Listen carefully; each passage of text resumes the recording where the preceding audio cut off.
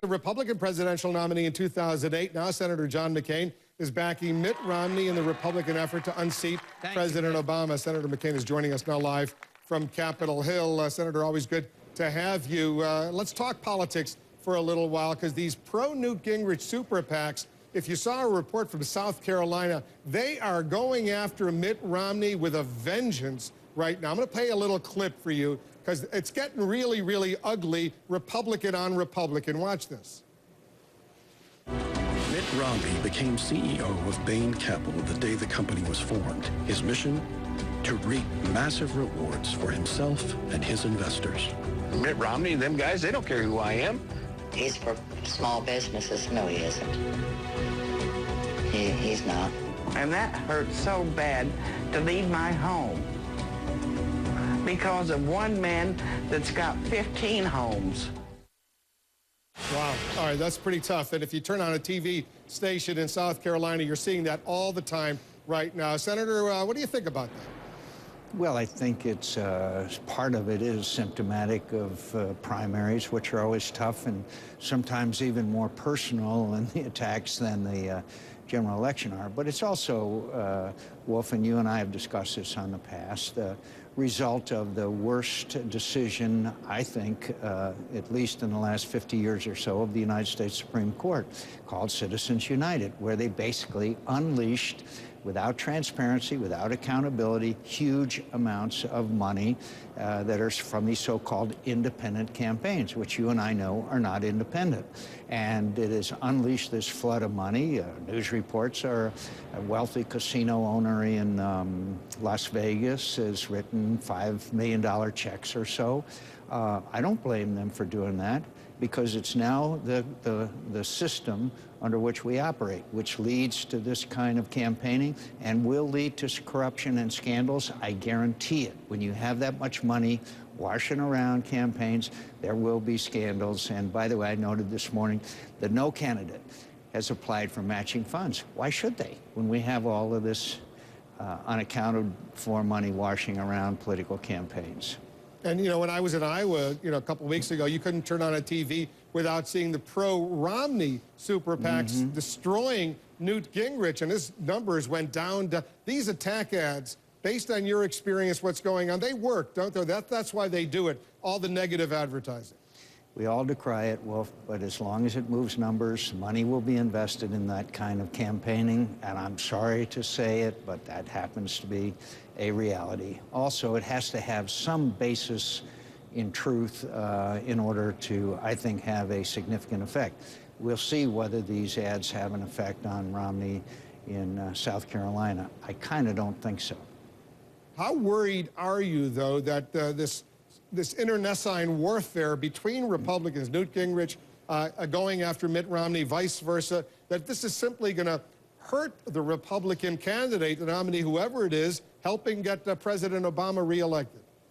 I think it's a real danger, and obviously I'd like to see it over with a Romney win in South Carolina followed by one in Florida. But it is what it is, Wolf, and I think there will be plenty of time for our nominee to recover, but it certainly has a damaging effect.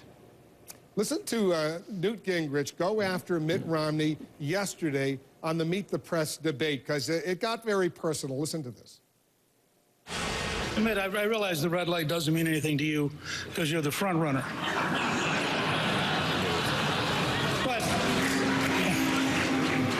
But can we drop a little bit of the pious baloney? The fact is, you ran in '94 and lost. That's why you weren't serving the Senate with Rick Santorum. The fact is, you had a very bad re-election rating. You dropped out of office. You had been out of state for something like 200 days preparing to run for president. All right, if you had a chance to speak to Newt Gingrich, what would you say to him right now? I would say you're not helping yourself much, because I still think you have to give people a reason to vote for you. I don't think that some of the language is normal to be used, that he's using is normal to be used in even the most heated of campaigns. But he's a very intelligent man, a very smart man, and he certainly, I wouldn't second guess his campaign. If he thinks that's the best way to campaign, then I wish him luck. Because the other day he said Mitt Romney was a liar. You heard that. In all the years that you were out there campaigning, when you were running for the Republican presidential nomination, even running, challenging Barack Obama for the presidency, did you ever call him a liar? No, and I've said several times that that's not something that I think is language that most voters would respond to in a positive fashion. And, you know, I don't intend to analyze Newt Gingrich or anybody else, but I think there was a sense that he had, in his own words, that it was inevitable that he was going to win the nomination, and apparently now it looks like he's not, and I think that it has stung him rather badly. But look, I lost my general election campaign, so I'm a little bit reluctant to tell people how they should campaign, except that I still believe that Mitt Romney has the experience, the background, the qualifications, the family to lead us to victory over President Obama. And what do you say to those folks that they're using this in these campaign commercials? That you know, a lot of people lost their jobs after Bain Capital. He was the CEO, Mitt Romney. They took over those companies. They downsized. They outsourced, and people got unemployed. This is going to be a big issue. Certainly already is in the Republican contest, but I'm sure if Mitt Romney gets the nomination, it'll be a big issue against President Obama as well. How do you rebut that? Well, I compare that with the $500 million that we put into Solyndra as opposed to the $5 million they put into Staples that now hires, I've forgotten, 10,000 people or more, whatever it is. Unfortunately, in the free enterprise systems, there are winners and losers when there's competition within the free enterprise system.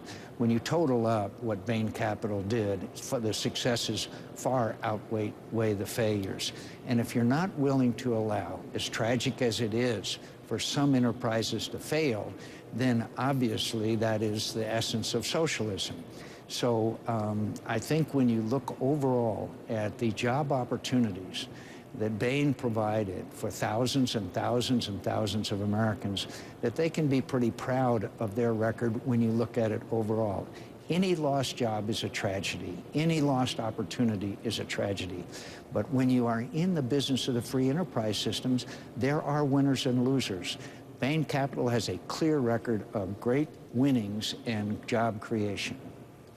One final question, and we're out of time, Senator. What does it say to you that Bill Daley is leaving his job as White House Chief of Staff? Jack Lew, the budget director, is stepping up to become the new White House Chief of Staff. This sudden switch, what does that say to you?